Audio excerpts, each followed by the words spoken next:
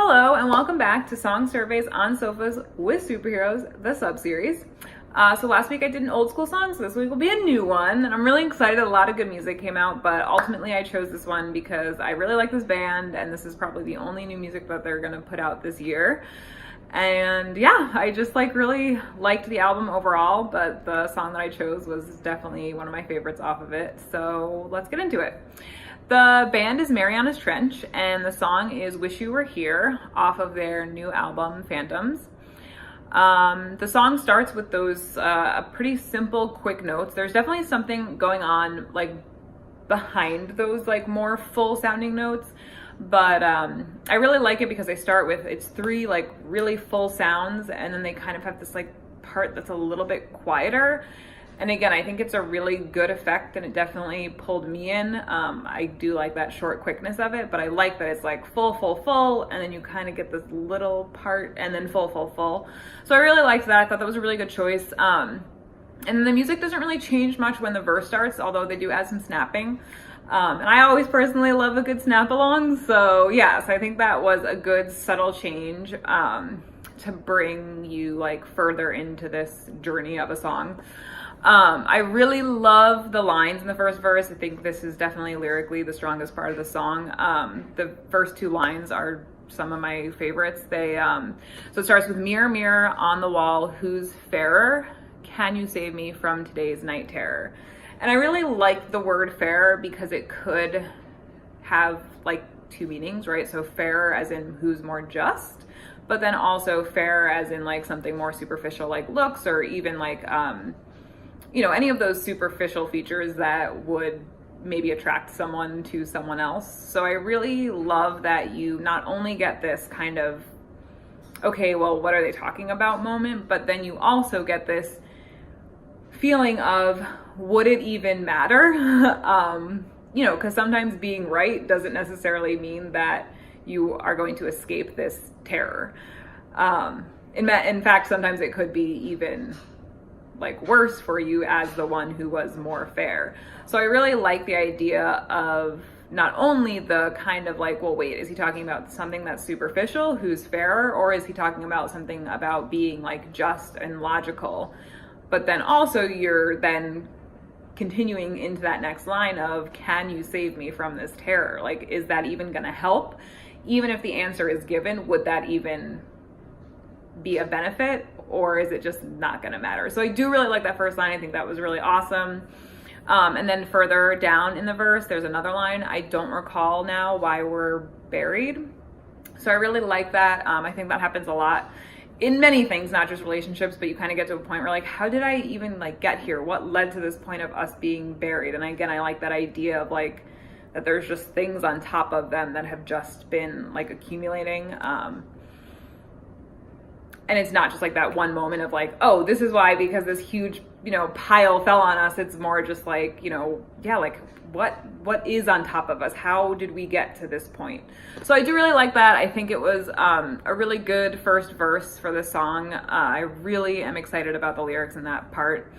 So then the music becomes more full for the pre-chorus. And I like the pre-chorus the way it's saying, because there's parts that are repeated, but then there's also you get that gang vocals feels for just some of it. There's one word or maybe two or three words in a row that have that feel. So I really do love the way that it's sang. And then to go into the chorus, the vocals get really high, and the music they both build together, and then they get into the chorus. So I really like that, especially because the music it starts with just that simpleness, add the snaps for the verse, add this more full sound for the pre-chorus, and then you just get to this point where you can't go anywhere else, and then you drop into the chorus. So I really like that. The chorus is pretty catchy. Between each line of the chorus is separated by either na-na-nas, or there's an I do line that just gets repeated. So it's definitely super catchy, especially I like that because of the contradiction it serves for the meaning of the song, with then you get into the catchiness of it. So you're singing na na na, and you're wait a minute, this song is kind of about not great things. The one line in particular I really like is, I've been trying to get up, and then it separates with the na-na-nas because enough is enough. So I really like that line. I think that happens, again, a lot. So first of all, you don't know how you got there and buried in this thing. But then even when you know that enough is enough, you know, you still have this challenge of getting up and getting to a place where you can change this thing, or just stop being buried or crushed by whatever you are like going through. So I really, really like that line. I think it's it definitely speaks to a lot of people in a lot of different situations, not just relationships, but in life in general. So yeah, like even though you know you've gotten to your point of breaking, you then like, now you need to get up, right? Which is hard. So I really like that line. I think it's a really great part of the chorus. And yeah.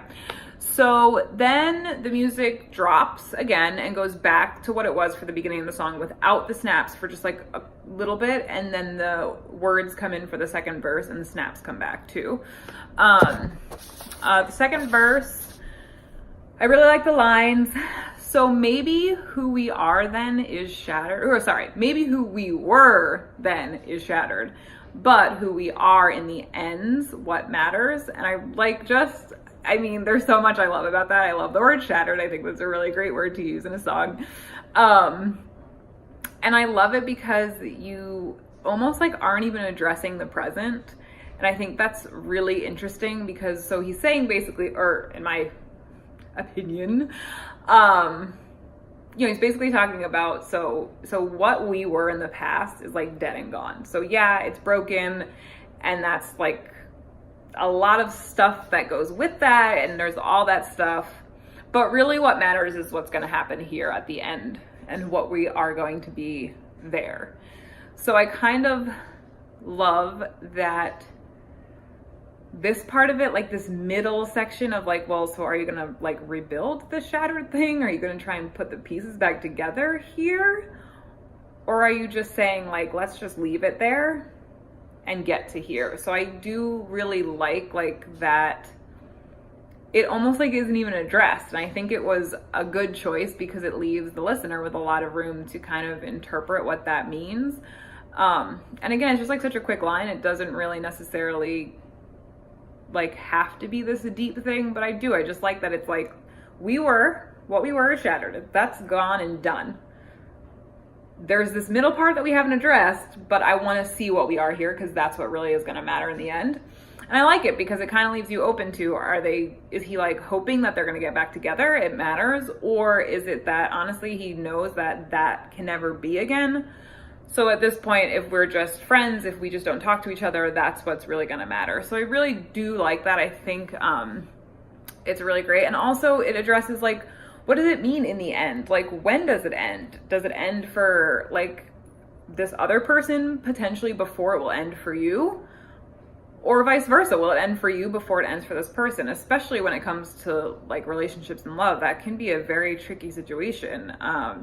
So I really like the fact that it is kind of talking about the end, because I think the end can be different points for people. I mean, even, you know, something as final as death is not necessarily the end for one person, you know, who's left alive. And so, yeah, it's definitely an interesting question to pose, or concept, I guess. It's not really a question in the song, it's more of a concept. So I really like that line in the second verse.